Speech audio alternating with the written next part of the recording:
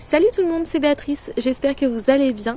Je vous retrouve aujourd'hui dans une nouvelle vidéo pour vous parler de la fatigue lorsque l'on est parent et pour vous donner également mes petits conseils pour mieux vivre une journée lorsque l'on est très fatigué parce que l'on vit de mauvaises nuits depuis un certain temps ou parce que l'on vient de faire une nuit blanche avec son bébé.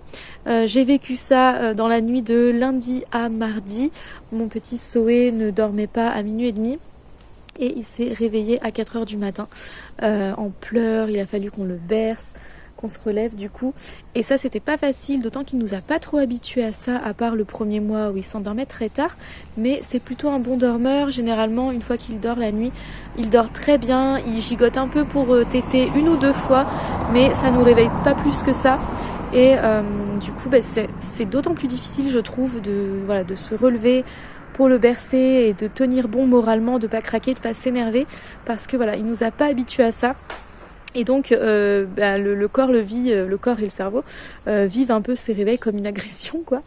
D'où le côté ça m'énerve. D'ailleurs il faut savoir que le manque de sommeil a longtemps été utilisé comme une torture. Et ce n'est pas pour rien puisque le manque de sommeil a clairement des effets très négatifs sur le cerveau, sur la santé, sur le corps, sur beaucoup de choses. On peut même mourir de manque de sommeil si on ne dort pas du tout pendant un certain temps. Si jamais vous voulez en savoir plus sur le sommeil, je vous invite grandement à lire le livre Pourquoi nous dormons.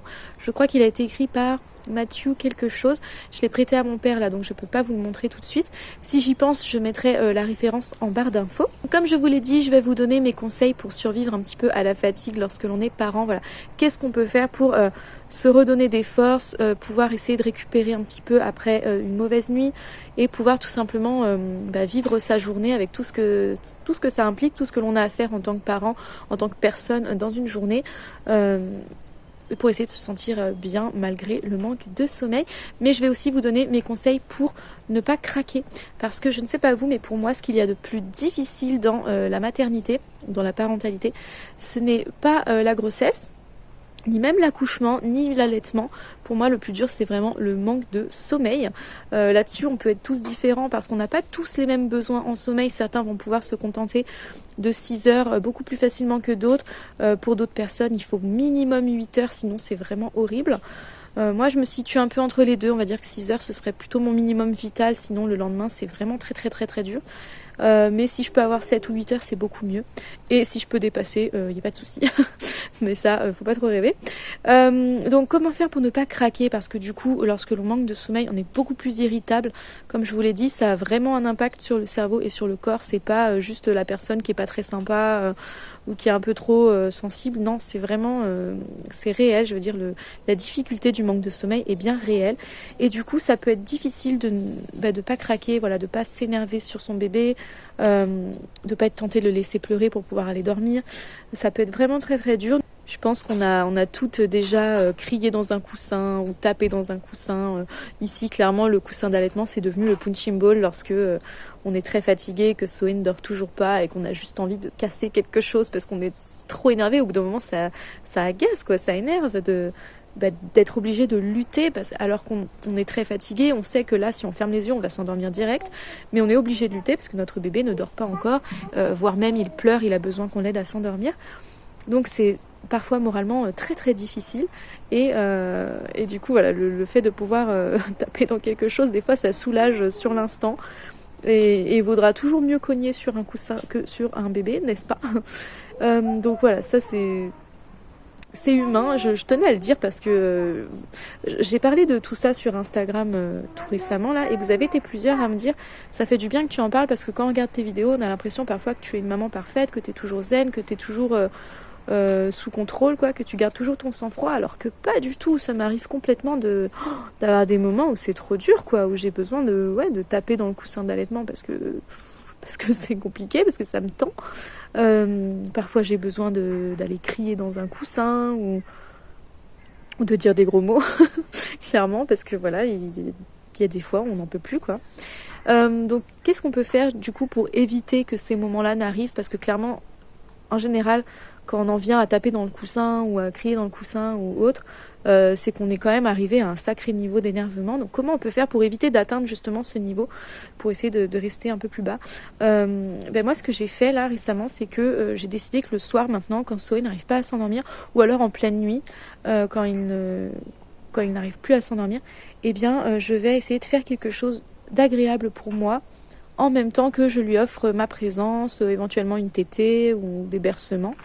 Donc ça peut être tout simplement le porter en écharpe ou avec un moyen de portage physiologique et mettre mes écouteurs Bluetooth dans les oreilles pour pouvoir écouter soit de la musique, soit une vidéo ASMR parce que ça me détend beaucoup, soit un podcast, voilà, une vidéo qui va juste s'écouter et pas forcément se regarder.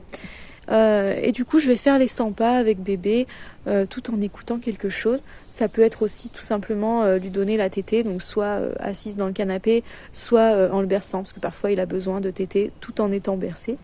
Et voilà, dans ces moments-là, c'est quand même vachement plus agréable de pouvoir écouter quelque chose qui nous fait plaisir, parce que du coup, on n'a pas l'impression d'être que en train d'aider son bébé. On a aussi l'impression de passer quand même un petit moment un peu pour soi. Et ça fait du bien, surtout que voilà, moi, depuis que j'ai les deux, clairement, j'ai du mal à avoir des moments rien qu'à moi. La soirée où les enfants sont couchés et nous on est au salon, on se regarde un film ou quoi, ça c'est extrêmement rare que ça se passe chez nous. Donc voilà, ça fait toujours du bien de pouvoir écouter quelque chose pendant que j'endors mon bébé. Pour ne pas craquer, je vous conseille également de toujours garder en tête que voilà, votre bébé, il le fait pas exprès pour vous embêter. S'il pleure, c'est forcément qu'il y a quelque chose qui ne va pas.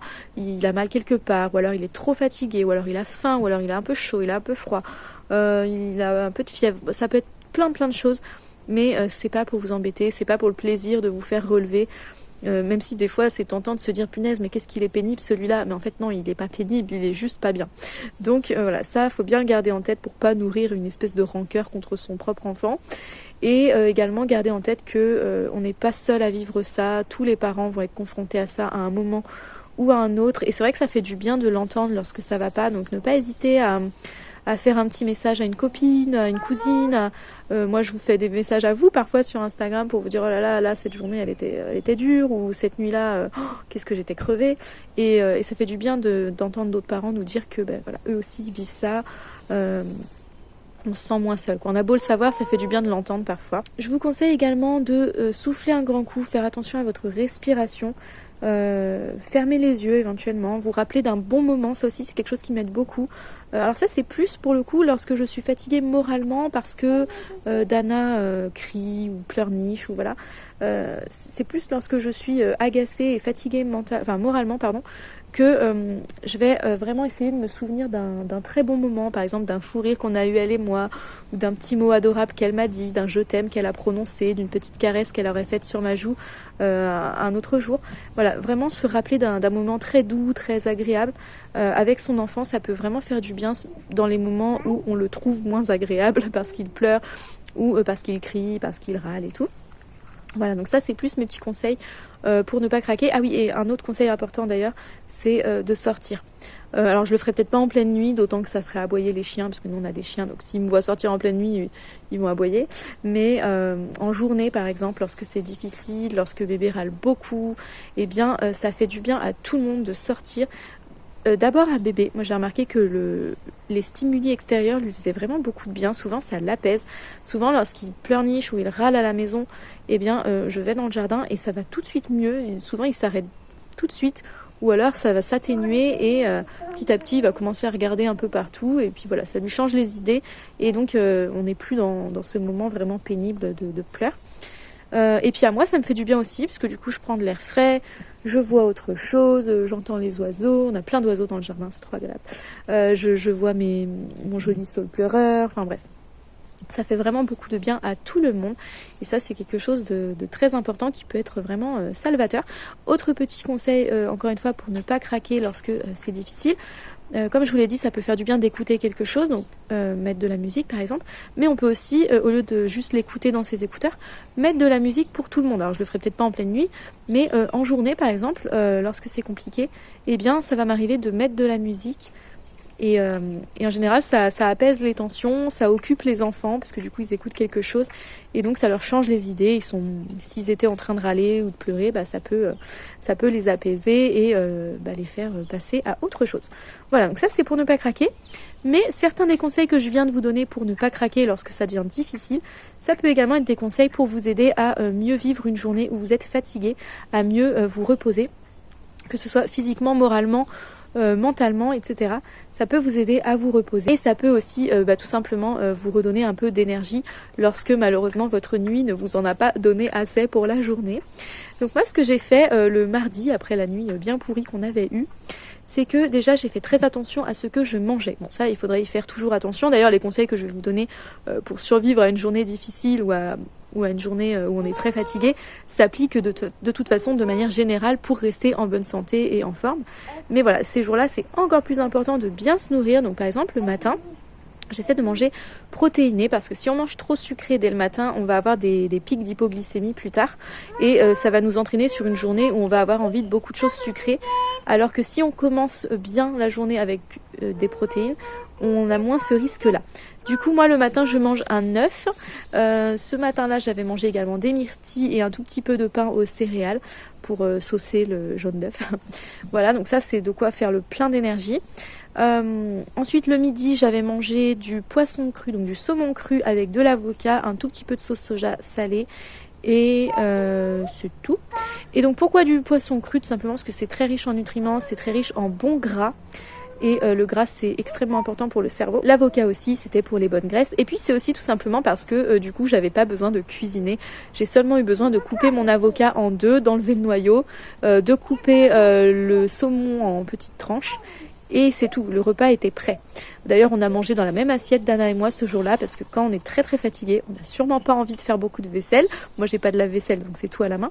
Voilà, du coup, ça va être important de choisir des repas qui vont être riches en bons nutriments pour vous donner de l'énergie et également des repas qui vont être très très faciles à préparer, très très rapides à faire. Parce que voilà, c'est pas le genre de journée où on a le temps et l'envie et la motivation de se mettre au fourneau. En plus, souvent, après une mauvaise nuit, le bébé peut être grincheux parce que du coup, il n'a pas bien dormi lui non plus. Et donc, voilà, on va devoir aussi être dispo pour lui. Et donc, ça va être encore plus important de ne pas avoir besoin de passer beaucoup de temps en cuisine. Voilà, donc des bons nutriments, c'est très important. Manger peut-être des fruits entre les repas si vous avez une petite fringale, ça va vous donner des vitamines. Et il vaut mieux ça que des trucs sucrés, des sucreries, des bêtises, quoi. Qu'est-ce que j'ai fait encore pour me sentir mieux? Eh bien, lorsque Dana s'est endormie pour la sieste, malheureusement Swain ne s'est pas endormi, donc je suis sortie avec lui et j'ai mis les écouteurs dans mes oreilles pour pouvoir écouter une vidéo.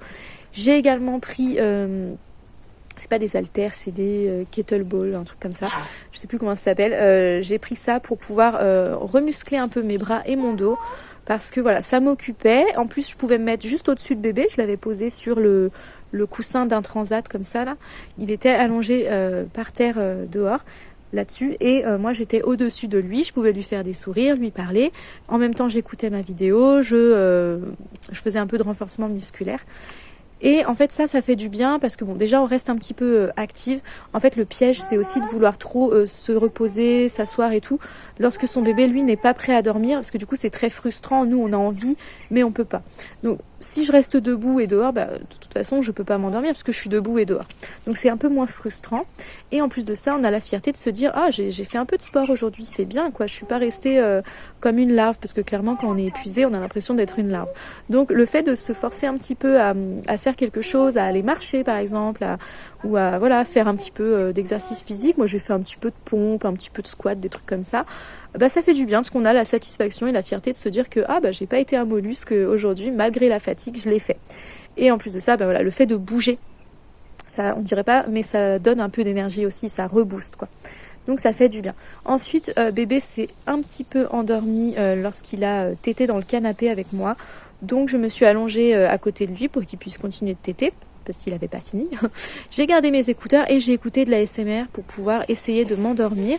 Bon, malheureusement, il n'a dormi que 13 minutes, donc je n'ai pas pu m'endormir, mais ça m'a fait du bien de me détendre. Je prenais bien soin de de bien respirer, de fermer les yeux, voilà, pour essayer de me reposer le plus possible mentalement et physiquement, à défaut de pouvoir réellement dormir. Mais voilà, si vous le pouvez, essayez de faire des siestes, essayez d'avoir des moments comme ça où vous pouvez au moins fermer les yeux et bien respirer. Vous pouvez faire ce qu'on appelle de la cohérence cardiaque, c'est une façon de respirer bien précise. Alors je vous laisse aller vous renseigner parce que je vais pas faire la prof de cohérence cardiaque ici, mais ça a réellement des bienfaits sur le corps. Je crois que ça ralentit notamment le rythme cardiaque, donc si vous êtes un peu trop stressé justement à cause d'une mauvaise nuit, ça peut vous faire du bien, ça peut vous apaiser. Ne pas hésiter également à déléguer si on le peut. Nous, c'est vrai que quand on est très fatigué comme ça, on aime bien aller chez mes parents, donc ils sont à 30-40 minutes de chez nous, plus 40 d'ailleurs, et voilà, on aime bien aller chez eux lorsque ça ne va pas. Donc là, c'est ce qu'on avait fait, on était allé chez eux, moi j'avais pu prendre un bain, ça c'est quelque chose qui me fait beaucoup de bien. Pendant ce temps, Zoé, il était avec mes parents, Dana, elle était dans le salon, elle jouait. Bon, au bout d'un moment, Zoé a eu besoin de moi, il est venu téter dans le bain, mais c'est pas grave, ça faisait un petit moment détente. Lui, ça lui a fait du bien aussi, le petit bain. Et mon mari est allé acheter des huîtres pour qu'on les partage avec mes parents. Les huîtres, c'est bourré de très très très très bons nutriments. En plus, j'adore ça. C'est vraiment ce que j'aime le plus au monde. Si je ne devais garder qu'un seul ingrédient en termes d'ingrédients salés, ce serait clairement les huîtres. Et voilà. Et je sais que ça me fait du bien moralement d'en manger parce que j'adore ça, mais en plus ça fait beaucoup de bien au corps. C'est très riche en plein de bonnes choses, en zinc, en fer, en beaucoup de choses. Donc ça peut faire du bien de manger des huîtres lorsque l'on est très fatigué. En tout cas, c'est mon cas. Voilà, qu'est-ce que j'ai fait encore? Ah oui, je me suis fait un auto-massage au niveau des jambes et j'ai mis les jambes en l'air pour améliorer la circulation sanguine. Alors ça, c'est pas forcément hyper lié à la fatigue, mais c'est ce que je fais en ce moment parce que j'ai l'impression d'avoir un peu de soucis de circulation au niveau d'une jambe surtout. Donc bref, je le fais parce que justement dans les journées comme ça, on est épuisé, ça va être bien de prendre le temps de prendre soin de soi, de se faire passer un petit peu en priorité parce que de toute façon, on n'a clairement pas d'énergie à donner. Alors on va être obligé d'en donner à ses enfants bien sûr, mais c'est important de s'en donner avant tout à soi-même. Et donc c'est ce que j'ai fait, je me suis un peu massé les jambes, mon mari m'a massé le dos aussi, un petit peu pour me détendre et puis parce que ça fait du bien. Et donc tout ça, ça a fait énormément de bien au moral, si bien que le soir, j'étais toujours pas vraiment reposée parce que je n'avais pas dormi, mais j'ai réussi à passer une très bonne soirée avec Zoé qui s'est endormie je crois vers 23h. Parce que voilà, je m'étais bien ressourcée en fait. Voilà, tout ça, ça va venir nous ressourcer, nous redonner un peu de bien-être à défaut de sommeil, nous redonner un peu de bien-être et du coup on se sent davantage d'attaque d'assumer une nouvelle nuit difficile ou une nouvelle soirée difficile. Et effectivement, hier soir, j'ai pu mettre mes écouteurs, bercer Zoé dans le sling. Et petit à petit, il s'est endormi. Donc, il est venu téter dans le canapé avec moi et il s'est endormi. Donc, j'ai pu retourner dans le lit. Voilà, donc je suis désolée, cette vidéo, elle est pas préparée, elle est complètement improvisée. Et de temps en temps, il y a Dana qui me parlait en même temps. Donc, c'était difficile de me concentrer pour vous faire cette vidéo. Mais j'espère que mon message a quand même été à peu près clair. Pour l'instant, c'est tout ce qui m'est venu. Il y a sûrement plein d'autres conseils super que je pourrais vous donner, mais là pour l'instant c'est tout ce qui me vient. Donc ce qu'on va faire, c'est que si d'autres choses me viennent en tête, soit je referai une vidéo parce qu'il y en aura beaucoup, soit je les mentionnerai tout simplement en barre d'infos ou en commentaire. Et n'hésitez pas vous aussi à écrire en commentaire vos meilleurs conseils, vos meilleures astuces pour pallier à la fatigue lorsque l'on est parent et que malheureusement on ne peut pas dormir comme on veut. N'hésitez pas également à me dire si vous avez aimé cette vidéo, mettez un petit pouce bleu si c'est le cas. Abonnez-vous à ma chaîne si ce n'est pas déjà fait et moi je vous fais plein de gros bisous. Je vous dis à très bientôt pour une prochaine vidéo. Bye!